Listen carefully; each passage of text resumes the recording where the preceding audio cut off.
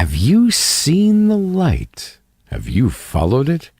Do you feel you have a new heart, a new soul that's replaced your old one that was overburdened with life problems? Have you cast a glance on your past life? Do you feel you're at a crossroads? Yes, everything will change. Your habits, your dealings, yet the biggest change will be here, in your heart. It's the one that motivates all other changes. A Muslim who is close to God experiences unique feelings unshared by anyone else. Such feelings cannot be described except through the use of similes and metaphors. It's akin to feeling oneself under the care of the one who is able to accomplish everything, the Supreme who knows everything.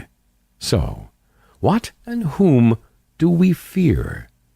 A Muslim echoes the words of Prophet Moses when Pharaoh and his army were about to catch up with him and his followers, who complained that they would certainly be overrun. He confidently said, قال كلا إن معي ربي سيهدين. 26:62. As you feel the change in your heart, all your life will change. You will reset your alarm clock so as to wake up for your dawn prayer rather than going to work. You do this because your heart wants to meet up with your Creator. You do this 5 times every day: before sunrise, at midday, mid-afternoon, after sunset, and at night. With every prayer, you have this meeting that gives you your daily spiritual nourishment, the one you find in those houses where God's name is frequently mentioned. Your hand will cause no harm to anyone. It will not grab anything forbidden.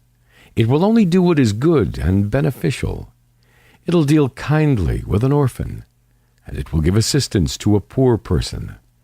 This is all because you know that God sees and hears you. Therefore, you worship Him as if you see Him. Well, He sees you even though you do not see Him. Your eyes will not look at what God has forbidden, because you realize that what God has forbidden is unsightly and gives you a feeling of disgust. God has made the forbidden hateful to you, and you love what is permissible. Now you will feel what is forbidden jars on your ears. You will prefer to listen to a Quranic recitation.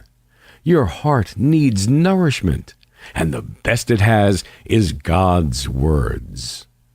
Your mouth will not take in anything forbidden. No intoxicant, no pork, no drugs. Islam forbids all that affects the human mind. Your legs will not walk to a place where what God has forbidden is practiced. You feel the serenity in places where God is obeyed, and you experience worry where He is disobeyed. Yet the change will not affect you only. You've been using your phone for business or social contacts, but now you will add a call to your parents, whom you've not called for a long time. They are advancing in years, so you must speak tenderly to them. Tell them you have become a Muslim and that God has given your heart the light of Islam. Perhaps they will join you when they realize that they too can experience the same happiness you feel. You might have wasted time on your computer. You might have used it for some forbidden purpose. Now you will use it to learn more about your new faith and to be in touch with your Muslim group. Your bookcase will now have the Quran as its best acquisition, and you'll have new and useful books to give you more information and better knowledge of your new faith. Do not forget that the first word God revealed in the Quran was read. You might have often looked through the window to watch the vehicles and pedestrians, but now you'll look up at the sky and contemplate God's magnificent creation that indicates His greatness. You feel your heart full of His love, and you fear to incur His displeasure. You realize that you're just a small one of his creatures. You look at yourself and listen to his words. You realize that you're just a small one of his creatures. You look at yourself and then listen to his words. لخلق السماوات والأرض أكبر من خلق الناس ولكن أكثر الناس لا يعلمون. 40:57. All these changes are motivated by a heart that loves God.